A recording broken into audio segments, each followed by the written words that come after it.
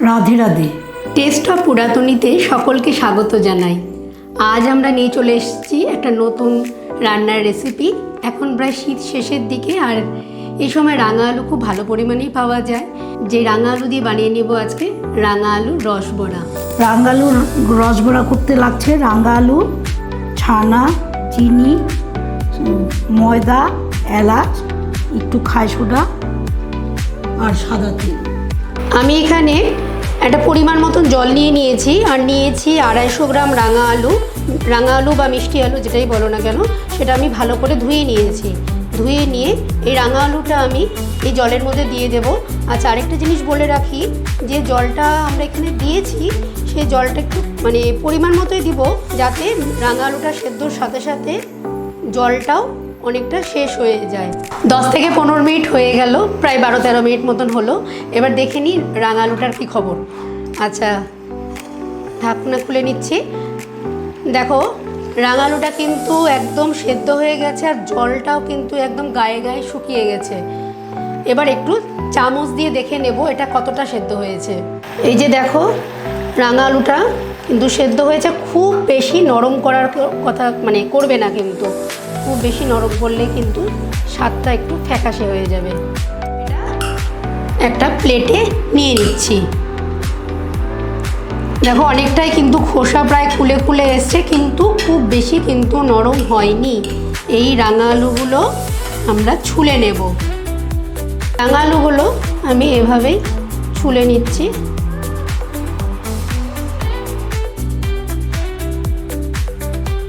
সেদ্ধ মিষ্টি আলুটা একটা পাত্রে নিয়ে মা চটকে নিচ্ছে, আর ভালো মতন একটু চটকে নিতে হবে এরকম। আর আমি এর মধ্যে আরেকটা পাত্র নিয়ে নিয়েছি, শুকনো পাত্র, যাতে আমি যে ছানাটা নিয়েছি সেই ছানাটা দিয়ে দিচ্ছি।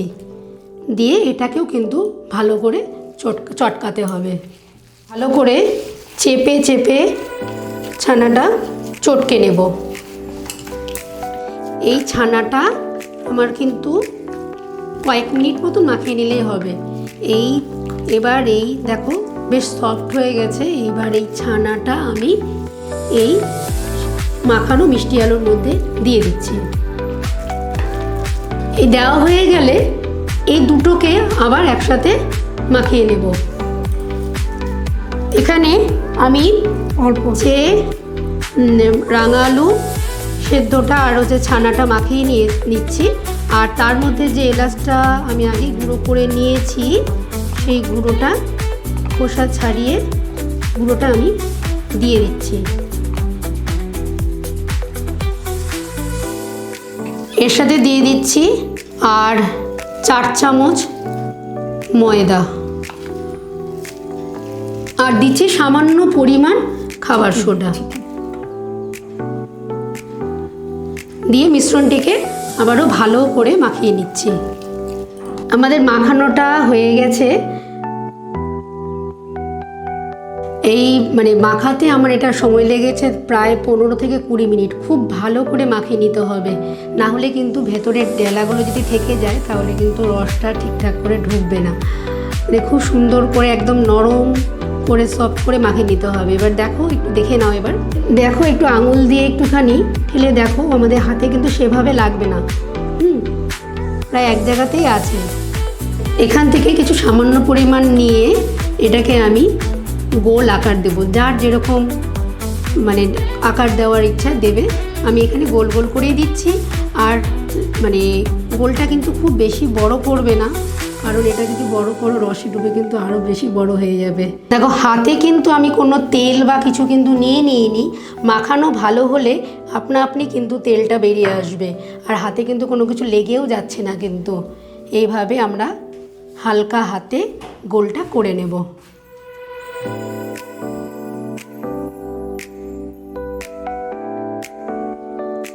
আমার এই রাঙা আলুর গোলগুলো করা হয়ে গেছে। দেখো কি সুন্দর দেখতে হয়েছে, এবং প্রত্যেকটা কিন্তু একদম সমান সাইজের হয়েছে।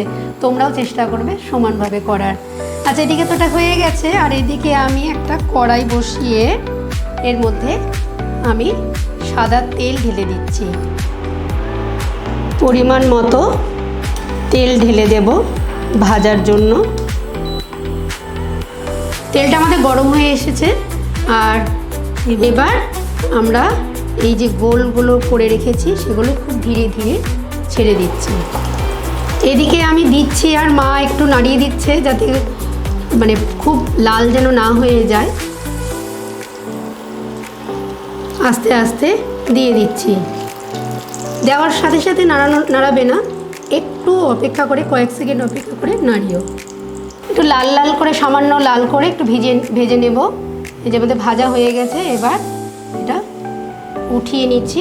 এই রাঙা আলুর রসবড়া তৈরি করার জন্য লাগবে আমাদের চিনির রস, তার জন্য আমি 2 বাটি জল দিয়ে নেব।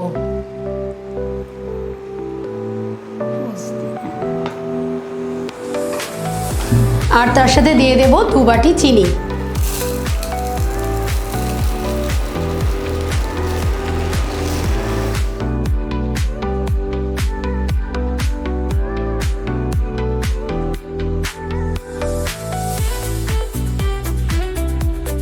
এদিকে চিনির রসটা হচ্ছে, আর আমি এর মধ্যে 3টে এলাচ নিয়েছি। এই এলাচ 3টাকে থেতো করে নেব। আর এই চিনির রসটা মোটামুটি আমার হয়েই এসছে। হয়ে গেলে একটু হাতে একটু সামান্য পরিমাণে নেব, দেখব যখন চ্যাটচ্যাটে হয়ে যাবে তখন বুঝবে হয়ে গেছে। আর আমি এর মধ্যে 3টে এলাচ যে থেতো করে নিয়েছি সেটাও দিয়ে দিলাম। রসটা আমাদের তৈরি হয়ে গেছে, এবার এটাকে আলাদা করে রেখে দিচ্ছি। যে রসটা করে রেখেছি সেই রসের মধ্যে দিয়ে দিলাম। রসে দিয়ে প্রায় অনেকক্ষণ রাখতে হবে, মানে একটা রাত্রি রেখে দিলে মানে 6-7 ঘন্টা রেখে দিলে কিন্তু খুব ভালো হয়। রসগোল্লাতে দেখেছো হয়তো যে গোটা রাত যদি রাখা থাকে রসটা কিন্তু খুব ভালোভাবে তার মধ্যে ঢুকে যায়। দেখো একদম কিন্তু ফেটে যাওয়ার সম্ভাবনা কিন্তু নেই। আমরা যেভাবে বললাম প্রত্যেকটা স্টেপ তোমরা ফলো করো। এই রসবড়াগুলো কিন্তু দেখো একদম লাল লাল করে ভেজে নেওয়া হয়েছে। এই ভেজে নিলাম, দেখো কি সুন্দর হয়েছে। দেখো একদম লাল লাল করে ভেজে নিয়েছি, একদম কি সুন্দর লাগছে দেখতে, অপূর্ব দেখতে তো লাগছে, তার সঙ্গে গন্ধটাও কিন্তু অমায়িক হয়েছে। এবার এগুলোকে আবার রসে দেওয়ার পালা। রসে দিয়ে নিলাম, রসে দিয়ে এটাকে একটু সামান্য হালকা হাতে ডুবিয়ে দিচ্ছি। ভেঙে যাওয়ার ভয় নেই, খুব ভালো করে মাখানো হয়েছে। এবার এটা বেশ কয়েক ঘন্টা রেস্টে রেখে দেব।